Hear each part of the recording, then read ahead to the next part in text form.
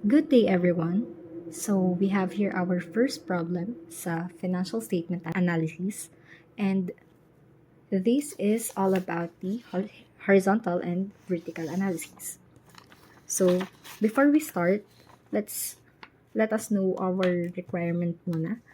So, the first one, using horizontal analysis, calculate the absolute peso increase or decrease for every amount on the balance sheet and determine the percentage change relative to the 2024 base year. So, the second one naman ay prepare a comparative common size statement of financial position of Chuchi Corporation. So, the second one, we will do a vertical analysis. So, let us start. So, for the horizontal analysis, we will use this formula. Current year minus base year all over the base year. So, our base year here is 2024. So, let us start muna sa increase or decrease amount. It is important din na merong parentheses to know na nag-decrease yung amount from 2024 to 2025. So, current year minus base year. So, we will just subtract this one from this one para makuha natin yung increase or decrease. So, 15,398,000 minus 14,158. So, ang ating amount is 1,240,000, which is a decrease kasi hindi siya negative. So, 1,240,000. So, para mas madali, tingnan na din natin, i-diretso na din natin siya sa percentage of change. So, this amount, we will just divide it by the base year or the 2024. So, the line item is the current cash and cash equivalents, which is 14,158. So, our percentage of change is 8.76%. 8.76%. So, the other one, the trade and other receivables, minus 7,709, 691,000. So, increase ulit siya. As you can see, mas mataas yung 25 kesa sa 24. So, 691,000 divided by 7,709. So, ang ating percentage of change ay 8.926.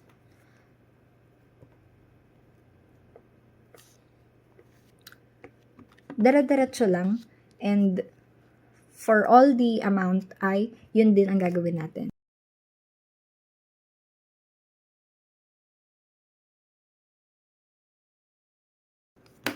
Next one, 1,809 minus 1,812.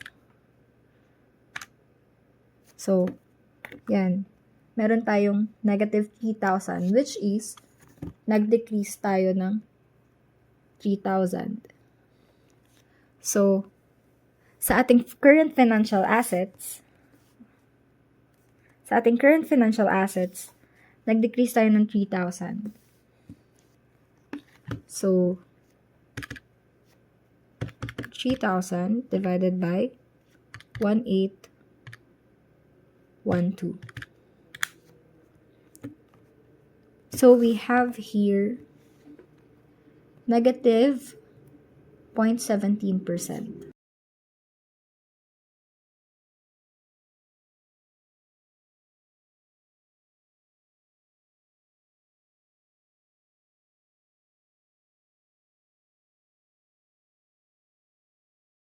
So, dito, we have here 579,000 na negative minus 349,000 negative 10. We have a decrease of 230. So, since the base year is negative, automatically, zero na yung magiging percentage natin dito. Hindi na natin siya kailangang i-compute. So, pero dito sa increase or decrease amount, it is optional or pwede din natin i-compute para malaman natin kung even if negative both year, we can say na it decreased or increased.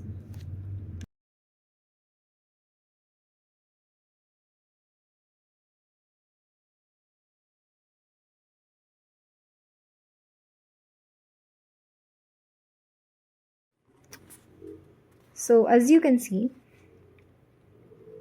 sa horizontal analysis na ginawa natin, mas magandang tingnan yung mga percent or the increase or decrease amount kasi we will know agad kung ano ang nangyari or naging change sa ating company from 2024 to 2025. So, sa kabuuan, we have a steady growth pace dito sa 2025 as you can see na meron tayong mga malalaking percent ng change. So sa total assets, we have here 6.25% na increase. And this increase ay funded by the retained earnings. Yan, yung retained earnings natin na 79 at 293% rather than the liabilities natin na 1.69%. So, in terms of liquidity naman, ang ating cash and cash equivalents ay nag-increase ng 8.76% and ang ating prepayments and other current assets ay merong 32.43% na increase. So, sa total current assets natin, meron tayong 7.10% which is an indication na we have a healthy short-term position. Yan. We have a healthy short-term position with this 7.10%. Sa infrastructure naman ng ating non-current assets, we have here the PPE, the intangible assets. This indicates that the company is actively investing sa long-term niya na operational capacity. Kasi as you can see, meron tayong increase ng 7.07% sa PPE and sa intangible assets na 21.96%. And for the liabilities, meron tayong debt reduction sa long term because we have here a negative 18.74%. So, nag-reduce ng 18.74% ang total non-current liabilities natin. While sa current liabilities naman, nag-increase siya ng 10.91%. So, this suggests na merong shift toward managing more obligations in short term, which is the total current liabilities natin, possibly to clear interest-bearing debt faster. So, sa equity naman natin, so sinabi ko nga kanina, retained earnings natin, sobrang taas ng increase. And it indicates a high profitability during the 2025 fiscal year. So, dito din makikita natin na no new shares were issued to raise funds and yung growth ng company natin is entirely organic or internally lang siyang nangyari. So, internally generated yung growth ng company ni Chuchi Corporation. So matotal, ang assets natin, total assets natin. So, it is moderate. Meron tayong healthy expansion of our business footprint. For our total liabilities, controlled siya. We have a very controlled liabilities. Kasi ang company natin ay hindi nag-over-leverage to grow. So, ang total equity naman natin, so, ang shareholder value natin ay nag-i-increase ng mas mabilis kesa sa debt natin.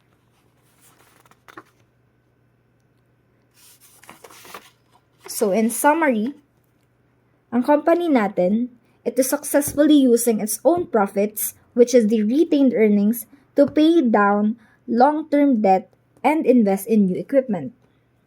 So, by reducing non-current loans by over 44%, the company has lowered its long-term interest burden and financial risk.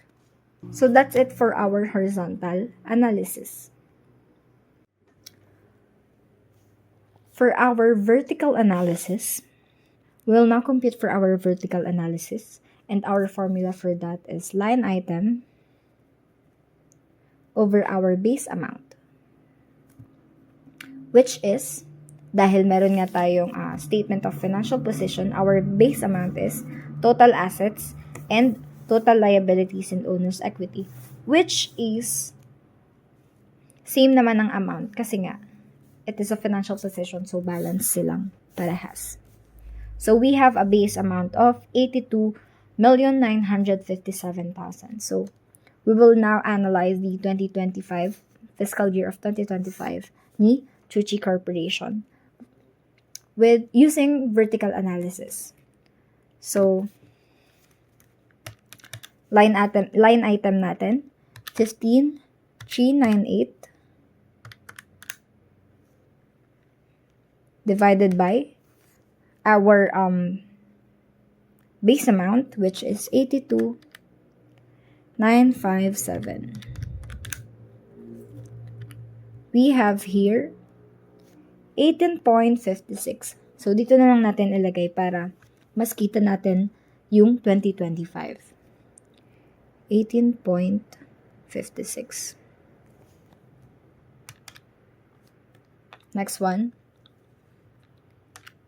So, ang gawin na lang natin, i-M plus na lang natin yung 82,957 para mas madali.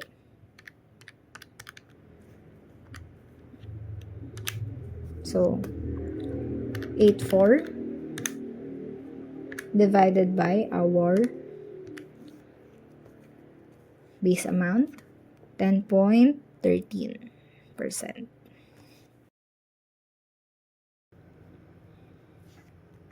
And automatically, this is 100% because this is the total assets. So to check, if we add all these assets, the results should be 100%. So for our liabilities and equity, the base amount will be the same as I've mentioned earlier, kasi they have the same total naman, which is 82,957,000, kasi balance naman sila. So 12,441 divided by, we have 14, approximately 15.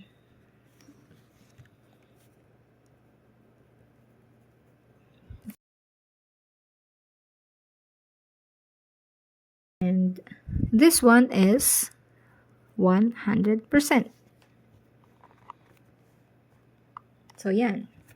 We are now done for the computation of vertical analysis. So, we will now interpret the amounts na ating nakuha from our vertical analysis. So, di ba, ang vertical analysis is for us to know kung ilang percent ng base amount, which is our total assets, ang isang line item. So, for example, ilang percent ng total asset ang nag-make up ng cash and cash equivalents. So, dito, we know na 18.56% ng total assets is cash and cash equivalents. From that, hindi na natin titingnan na 82,957,000. From that value, ito ang cash and cash equivalent natin. Hindi natin sure or hindi tayo certain kung anong portion ba ng total asset natin itong cash and cash equivalent. So, from this, alam natin agad na ang 18.56% ng total asset is cash and cash equivalents.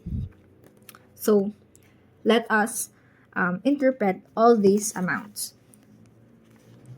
So, from what I said kanina sa horizontal analysis, yung equity nga natin ang very, very strong ang structure. So, as you can see, ang equity natin, it finances 72.37% ng ating company's total operation.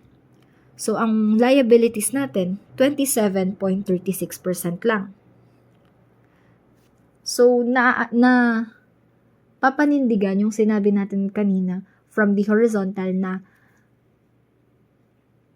mas nafa-fund ng equity ang Chuchi Corporation kesa sa debt na meron ito.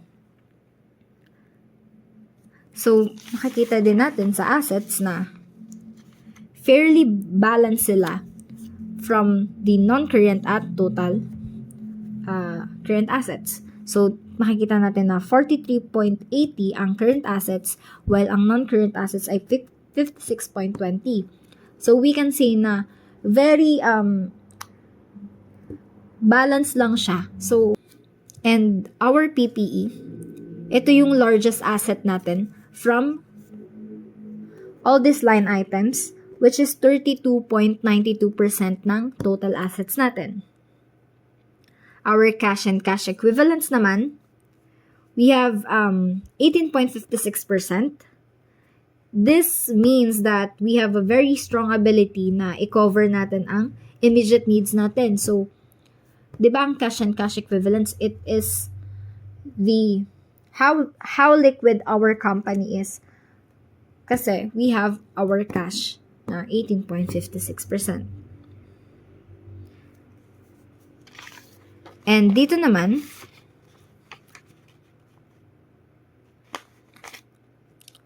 ang ating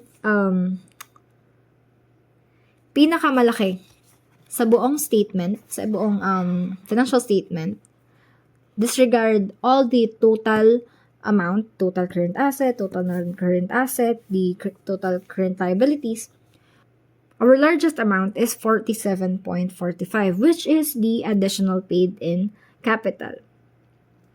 So, sinasuggest lang nito na ang company natin ay primarily funded by historical stock issuances rather than debt. Tulad ng sinabi ko kanina na ang retained earnings natin ay mas malaki, na super laki ng increase kesa dito sa total liabilities natin na 1.69 lang. So, we are primarily funded by the stocks, the shareholders' equity, rather than our liabilities or our debt. Masasabi natin na meron tayong dominant equity at low debt burden. So, for our total current assets, highly liquid tayo. So, nearly half ng company natin, liquid talaga siya. And our total non-current asset naman, we have a solid investment sa ating long-term assets, sa ating long-term growth, and our PPE. So, for our total liabilities, we have a low leverage, but this means that the company owns much more than it owes. So, mas marami tayong in-own kesa in-owe. So, ang atin namang total equity, we have a very large equity of 72.37%. And this indicates that we have a high solvency and extremely safe ang ating mga creditors. Dahil nga we have a very large total equity of 72.37%, we have a very low risk of insolvency. Kung titingnan din naman natin dito, so pag kinumpara natin ang total current assets na 43.80% and ang ating total current liabilities na 20.77%, so ang ratio ay approximately 2:1. This suggests or this indicates na the company can easily pay off its short-term debts.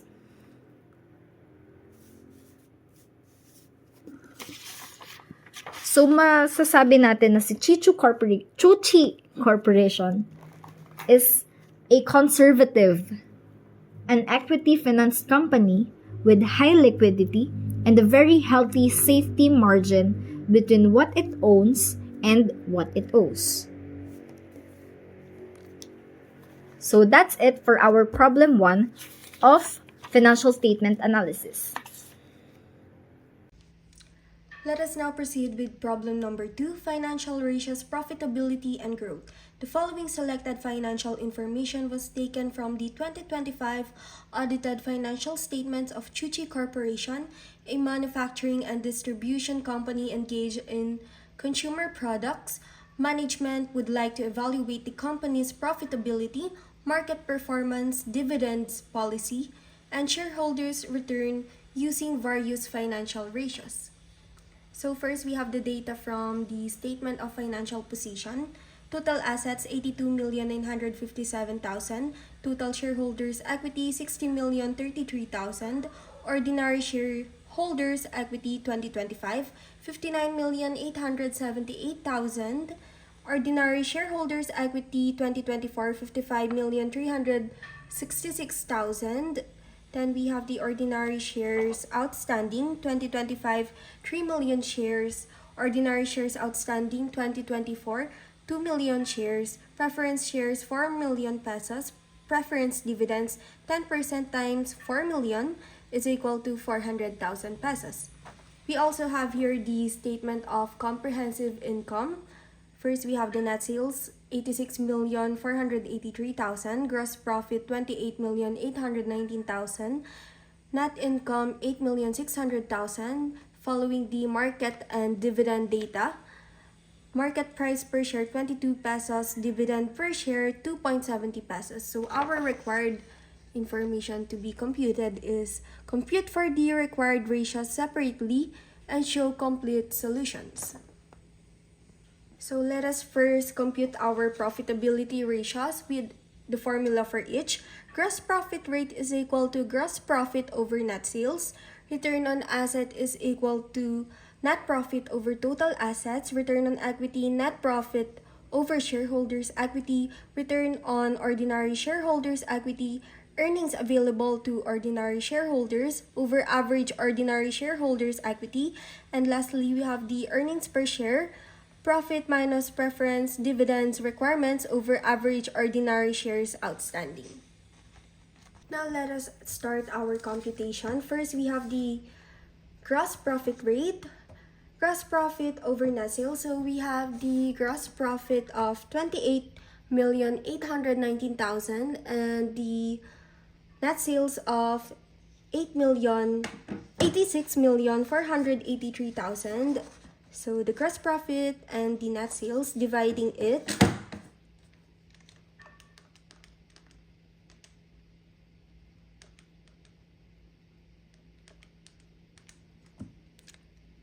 we have the answer 33.32%.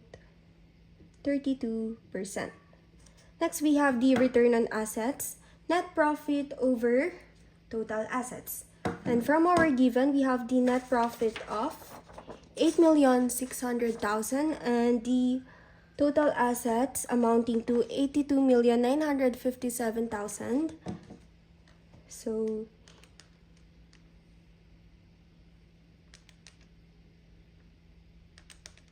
dividing it, we have the answer 10.37%. Next, we have to compute for our return on equity with the formula net profit over shareholders' equity. As I've mentioned earlier, we have the net profit of 8,600,000 and our total shareholders' equity 60,033,000. So dividing the two, 8,600,000 divided by 6. We have the answer 14.33%. Next, let us compute for the return on ordinary shareholders' equity with the formula earnings available to ordinary shareholders divided by average ordinary shareholders' equity. So, to compute for the earnings available to ordinary shareholders, we have to use the net profit of 8,600,000 less the preference dividends of 400,000. We have 8,200,000. Then our denominator, to get the average ordinary shareholders equity, we have to add the ordinary shareholders equity for the year 2025 and ordinary shareholders equity for the year 2024, then divide it into 2.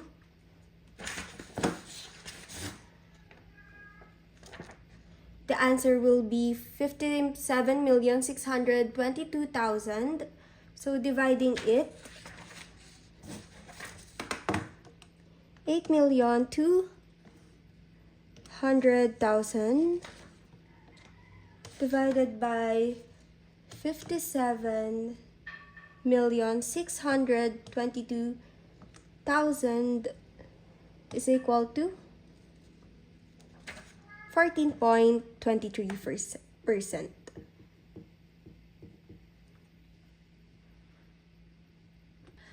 So last, for the profitability ratios, we have here the earnings per share with the formula profit minus preference dividends requirements over average ordinary shares outstanding. So for the numerator, we have already computed it earlier, which is the 8,600,000 minus 400,000 is equal to 8,200,000 rather.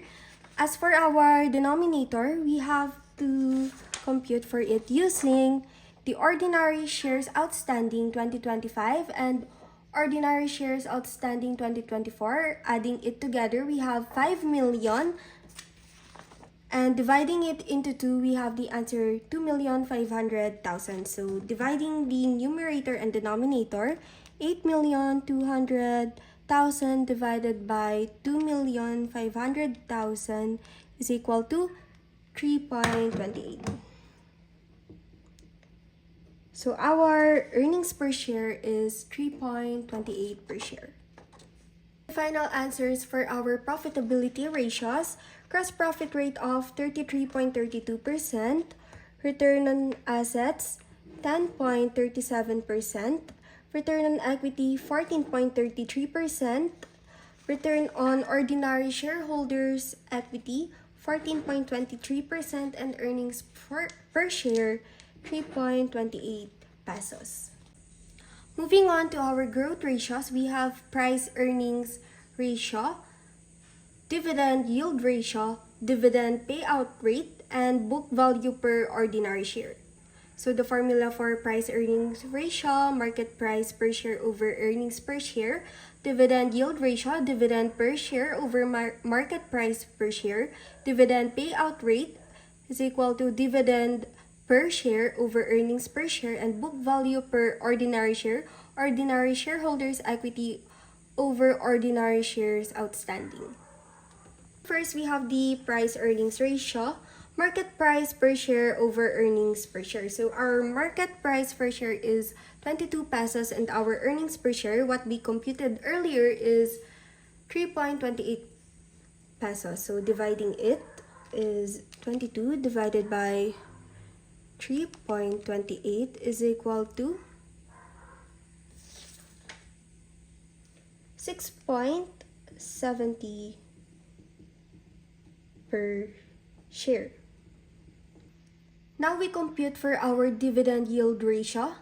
Dividend per share over market price per share.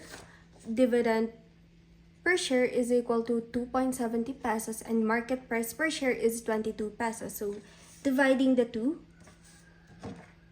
2.70 divided by 22 is equal to 0.1227 or 12.27%.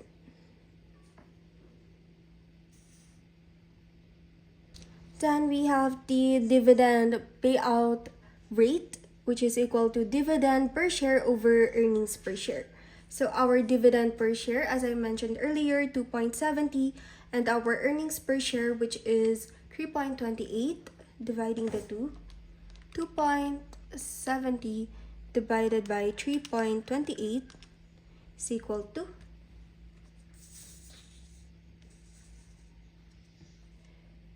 0.8231 or 82.31, rather 32%. And lastly, we have the book value per ordinary share is equal to ordinary shareholders' equity over ordinary shares outstanding.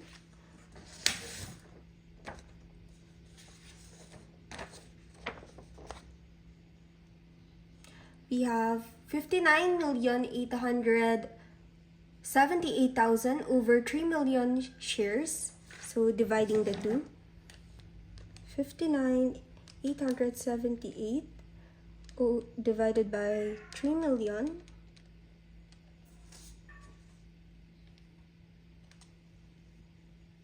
it is equal to 19.95 or 96 pesos.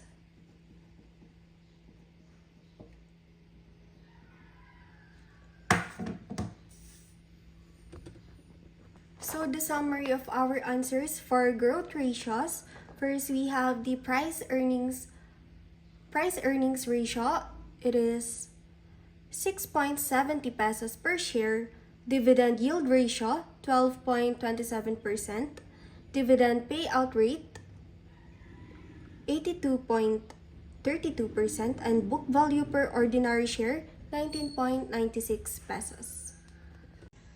Now, what do these results say? So for our gross profit rate, it says that the company's gross profit rate is 33.32% of the net sales. So comparing it with the commonly acceptable gross profit margin of around 20 to 40%, this ratio is considered favorable or okay because the company retains a reasonable portion of sales after covering the cost of goods sold.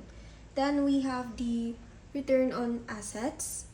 It says here that the company generated a 10.37 return on assets, and since a ROA is above 10%, which is normally considered as a good or strong, this indicates that there is an efficient use of company's assets in generating income. Then we have the return on equity. So the companies earned a 14.33% on return on shareholders' equity, and compared with the usual favorable range of 10 to 20%, this reflects a good profitability to the shareholders. Next, we have the return on ordinary shareholders' equity. Here it says that the ordinary shareholders earned a 14.23%, return on their investment, and this is within the commonly favorable range for equity returns, indicating that there is a satisfactory returns to ordinary shareholders' equity. So this is okay. Then we have the earnings per share. It says here that the companies earned 3.28 pesos per ordinary share during the year, and since the EPS is positive, this indicates that the company is profitable and generating earnings for its shareholders. Moving on to our growth ratios. First, we have the price earning ratios. It says here that the market value that the company is 6.70 pesos, or 6.70 times its earning per share. And compared with the common price earnings ratio range of around 10 to 20 times, this is relatively low, while it may indicate that there is lower investor expectations or possible under evaluation. Then we have the dividend yield ratio, which is 12.27%. And the company provides a 12.27% dividend return based on its market price. So compared with the common dividend yield of around 2 to 6%, this is relatively high. So it is favorable for income-oriented investors. Next, we have the dividend payout rate. So our dividend payout rate is 82.32%. So the company distributed 82.31 of its earnings as dividends, compared with the commonly balanced payout range of 30 to 60%. This is relatively high, meaning a large portion of earnings is distributed rather retained for expansion. And last, we have the book value per ordinary share, which is 19.96 pesos. So each ordinary share has a book value of 19.96 pesos, which is a higher positive book value. Thus, it indicates a stronger equity backing for the shareholders. Problem 3, financial ratios, which include the liquidity and leverage ratio. The following selected financial information was taken from the 2025 audited financial statements of Chuchi Corporation, a manufacturing and distribution company engaged in consumer products. Management would like to evaluate the company's liquidity position and financial leverage structure using various financial ratios. So for statement of financial position, total current asset equals 36,334,000. Total non-current asset 46,623,000. Total asset 82,957,000. Trade receivables 2025 8,400,000. Trade receivables 2024 7,709,000. Inventories 2025 8,971,000. Inventories 2024 8,920,000. Accounts payable 2025 12,441,000. Accounts payable 2024 12,550,000. Total current liabilities 17,229,000. Total non-current liabilities 5,695,000. And total liabilities 22,924,000. For total equity 60,033,000. Statement of comprehensive income. Net sales equals 86,483,000. Cost of goods sold equals 57,664,000. EBIT equals 11,631,000. And interest expense 612,000. For the requirements, compute the required ratio accurately and show complete solution. For liquidity ratio, current ratio, quick ratio, inventory turnover, day to sell inventories, receivable turnover, collection period, payable turnover, payment period. For financial leverage ratio, debt to asset ratio, debt to equity ratio, equity to asset ratio, equity multiplier, times interest earned, total asset to total liabilities ratio, and non-current asset to long-term liabilities ratio. So to start, for liquidity ratio, first is current ratio. Current ratio equals current asset over current liabilities.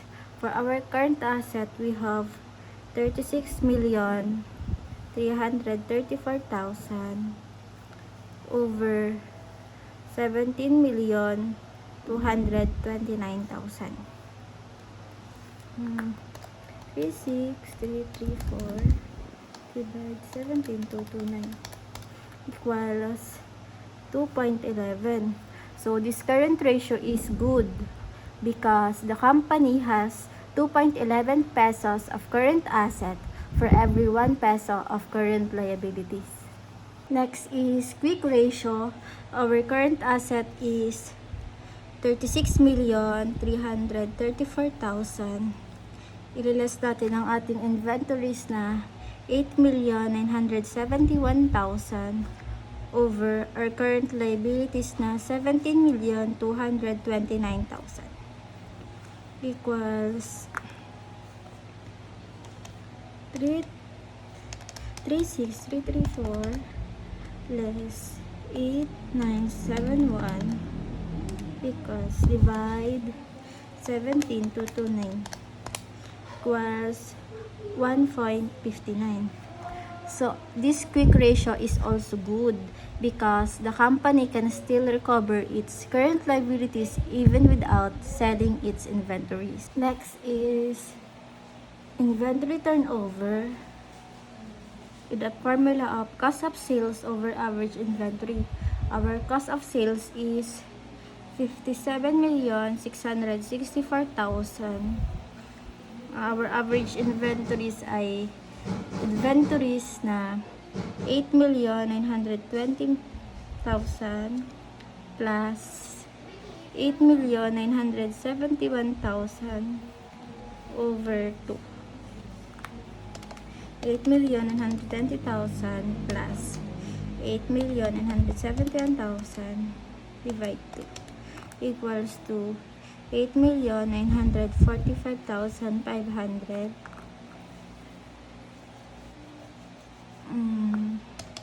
57,664 divide 8,945,500 equals 6.45 times. This is also good because inventory is sold and replaced around 6 times a year, showing that efficient inventory management and steady sales movement happens in the company. Next is day to sell inventories with a formula of 365 days over inventory turnover. So 365 days over yung nakuha natin kanina na 6.45 equals 365 divide 6.45 56.59 or 57 days. So this day to sell inventories is good because inventories are nasusold within about 2 months, indicating na yung stock ay hindi nag-stay ng too long sa ating warehouse. So siya ay good. So next is receivable turnover with the formula of net credit sales over average trade receivables. So ang net credit sales natin ay 86 million 483,000 over ang ating trade receivables, meron tayong 8,400,000 plus 7,709,000 over 2. Kasi nga, kailangan natin makuha ang average. So, 8,400,000 plus 7,709 divide 2 equals 8,054,500. So, divide 86 for 83,000 over 8,054. Meron tayong 10.74 times. It indicates a good since the company collect receivables frequently during the year, showing effective credit and collection management. So, ito ay good. Next is collection period, 365 days divide receivable turnover. Yung nakuha natin kanina. So, 365 over 10.74 equals 365 divide 10.74 equals 33.98 or 34 days. So, within 34 days, customer pay, which helps to maintain healthy cash flow. So, it indicates a good indicator. Next is payable turnover with the formula of net credit purchases over average trade payable. So, ang ating net credit purchases ay 57,664,000 57 million over ang ating may accounts payable tayo na 12,441 plus 12,550 over 2 kasi average. So 12,441 plus 12,550 divide 2 equals 12,495,500.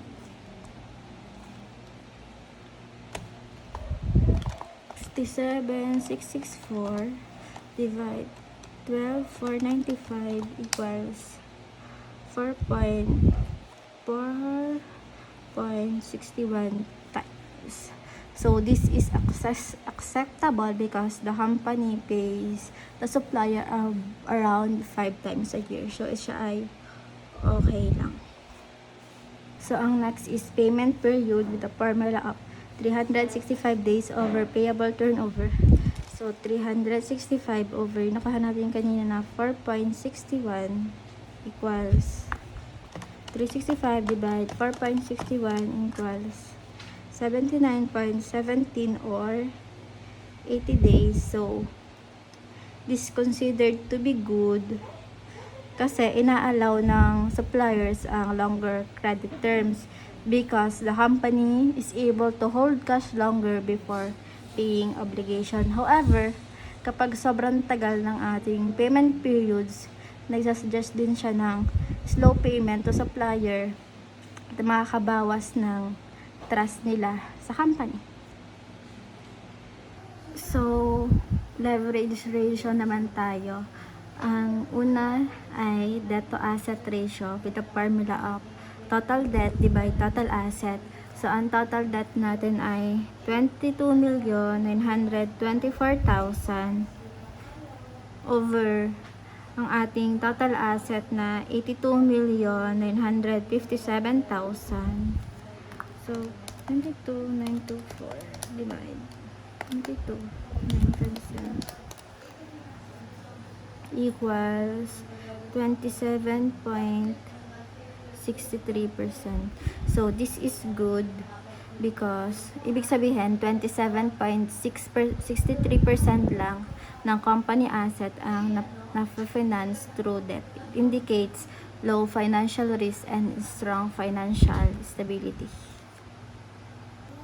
So, next is debt to equity ratio with the formula of total debt over total shareholders equity, and total debt natin ay 22,924,000 over ang ating shareholders equity ay 60,033,000.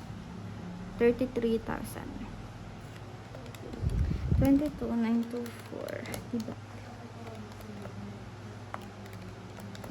Equals 38.19%. So, this is also good since the company uses less debt compared to owner's equity.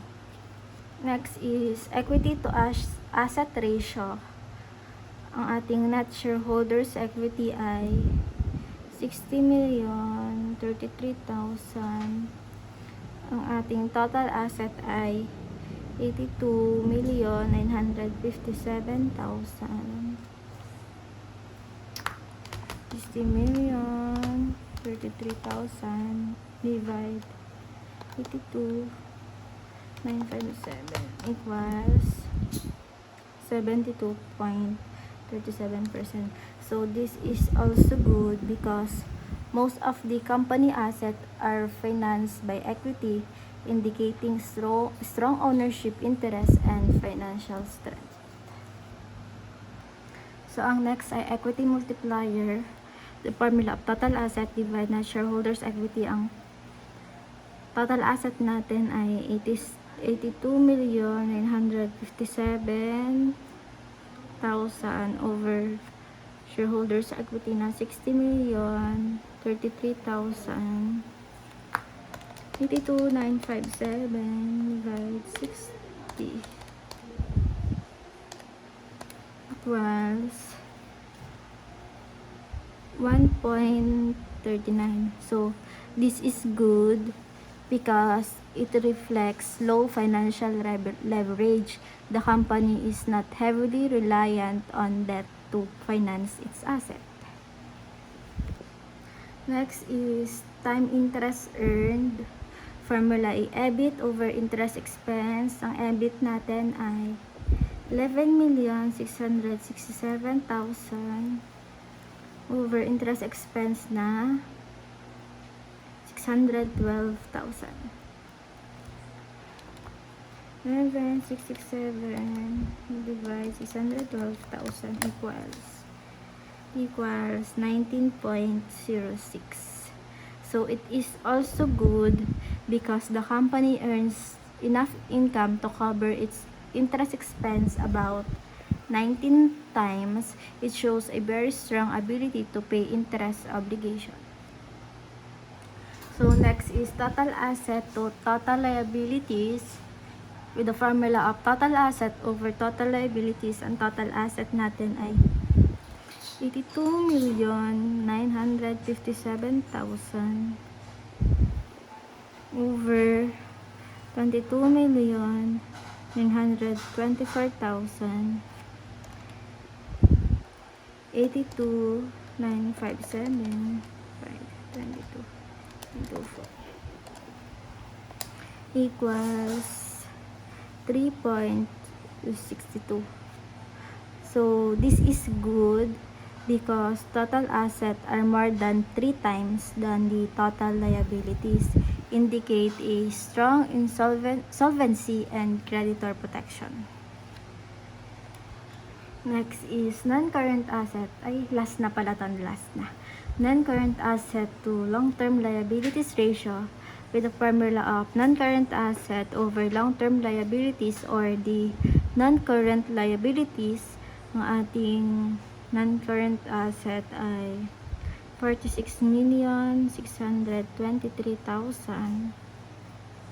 Ang ating long-term liabilities or ang ating non-current liabilities ay 5,695,000 equals 46,623 over 569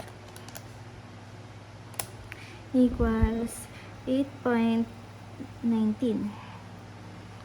So this is also good because non-current assets are more than enough to cover the long-term liabilities, showing a strong long-term financial security.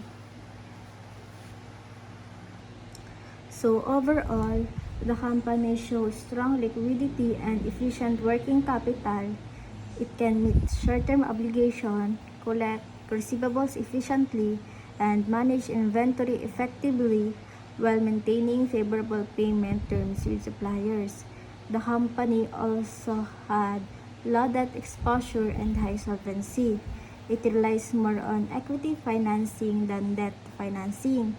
It has the excellent capacity to pay the interest to maintain sufficient assets to cover both short-term and long-term obligations.